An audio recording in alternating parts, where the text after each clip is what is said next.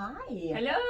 We're Good back with morning. Hope Speaks. Happy Valentine's Day. Yeah, happy snow day if you got one. Yeah. Right? Yeah. We promised you we would come back and talk a little bit about Black history because it's February, right? Black History Month. Yeah, so keeping it short, just wanted to highlight somebody and also want to talk a little bit about what you could do for Black history as well, right? Once again, remember to observe all the Hope Speaks little rules of engagement that we have, even though this is a little off topic. And of course, we're going to come back and continue our DBT work on mindfulness real soon because we want to keep you hanging too long. Yeah, we'll be back on mindfulness and the other DBT sections of skills and whatnot soon. Yeah, that sounds really great. Awesome. Jesse's wearing a new perfume today. She kind of smells like my mom. What are you wearing? I think it's my shampoo. Oh no, it's my lotion. It's your lotion. Yeah. It smells really good. Yeah, okay, so happy Valentine's Day, Jesse. Okay. I smell good today. Yeah. I wanted to talk real briefly about Ava DuVernay, and I'm afraid I might have said her last name wrong, so I'm going to call her Ava D today. And everybody who has watched any of her works know who she is, okay? So she is an American filmmaker and former film publicist. She's a recipient of a Primetime Emmy Award, an NAACP Image Award, and she's won some awards in the British Film Academies as well. Most of us know her for her show Queen Sugar on Oprah, for those of you who watched that. But she also did the movie Selma that kind of recorded Dr. King's life and works. And she does a lot of documentaries that kind of really speak about some of the journeys that we have had as African Americans here in the United States and just kind of our journey. So she's amazing. She didn't pick up a camera till she was 32. That's wild, isn't it? That's crazy to think. Yeah. She's 50 and she has all these accolades and all these awards now. It's in just that amazing. short time frame. Yeah. The talent. Yeah. So the reason why I wanted to highlight her today is for her fastness. My words this morning.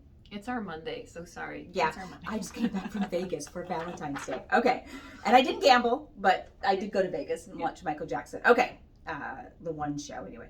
So we want to highlight her today for her steadfastness in moving the baton forward for other Black women in Hollywood. So they did a show on her, and what I learned, which was so fascinating to me, is that Hollywood has been really close to Black women who direct film or any type of sitcoms in Hollywood. Like the door has been literally shut. Yeah.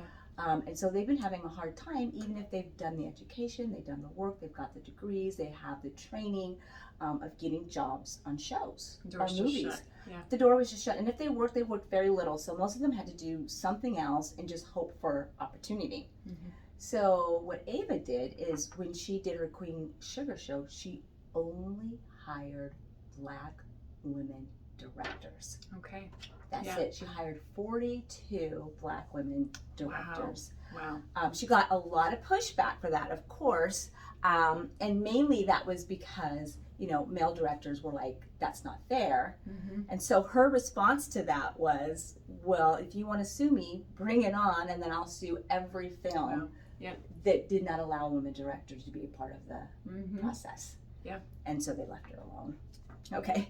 But needless to say, here is one woman who has had the opportunity to work with Ava. She said that her decision to hire all female directors offered a life-transforming opportunity. That's so big. Yeah. Yeah. So in the documentary that I was watching on this, they said that because of Ava D, women directors are working all over the place now. Like they are turning down jobs. She created space for She them. created space for them in Hollywood. They recognized how amazing they were, that they had a good eye, could direct a scene and get the quality that the producers or the filmmakers wanted. And so they have been working non-stop. All 42, not one or two of them. That's just great. All 42 are saying because of her, she has transformed the way that they are looked at in Hollywood. So I just wanted to spotlight Ava. Do you remember what that documentary is called? Maybe you said it. You know what? If you Google it, okay. Google it, Ava DuVernay and her filmmakers, her directors, excuse me, you can find that documentary. It was on the Oprah show. Okay. And it's also attached to the show Queen Sugar. So if you look up Queen Sugar, you might be able to find it as well, right? Yeah. So I'm so excited about that, and I just wanted to highlight that, right? Yeah, thank you for doing that. It's a great story. Yeah, right? yeah. So a few other things we wanted to say, kind of in line with that, just to, I hope we're still going. We are. We're just receiving a phone call at the same time. So highlighting Black voices, right, Yeah. is one important thing that you and I were just discussing, and really recognizing and pausing for Black History Month. And that's a lovely way to just shout out someone who maybe doesn't always get the direct attention. So other things we talked about were just with intention, reading books by Black authors, right? Yeah. And there are lovely lists you can pull up online if you're looking for something. Absolutely, right? Absolutely. Visiting museums.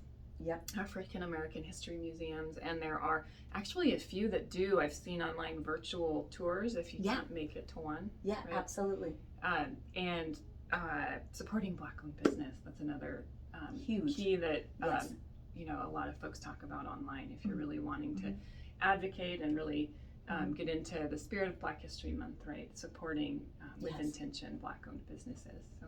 Yes, absolutely. Thank you for sharing all that, Jessie, and I think it's so important. And I just want to add that not stopping there. I mean, I know that February is Black History Month, and I'm grateful, but there's so many not just cultures and ethnicities we could be celebrating. Yeah. So, go beyond just going to an African American museum, go to a Native American museum, go to an Asian museum, go to someplace that you've never eaten before and experience it, learn about other people's cultures. Learn about what's unfamiliar, right? Or what you may not know. Right. Like widen the lens. That's such an important message, I think, in what you're saying, right? Absolutely. And then we can see and celebrate just how beautiful God really made each and every one of us and how unique. Yeah. And a lot of times we focus too much on the things that we don't like about a certain culture. Right. But what about all the great things that they've offered? And sometimes we forget to look at that, like what they've offered, what they've been through as a people, that they're still here, still standing, and they want, most of us all want to unite. Yeah. Deep down inside, we all really want to unite. Yes. And love and care about each other. Deep down, I think we are all alike in that. That message, right? Yes, at our absolutely. Core. So just don't stop here at Black History, but I hope you have a wonderful Black History Month. I hope you have a fabulous Valentine's Day today, and you don't have to be a couple to have it. Just go out and celebrate you. Yeah. All right, we're going to sign out for now. We're going to be back next time, and I hope you enjoyed this, okay? Yeah. Bye, guys. Bye. Bye.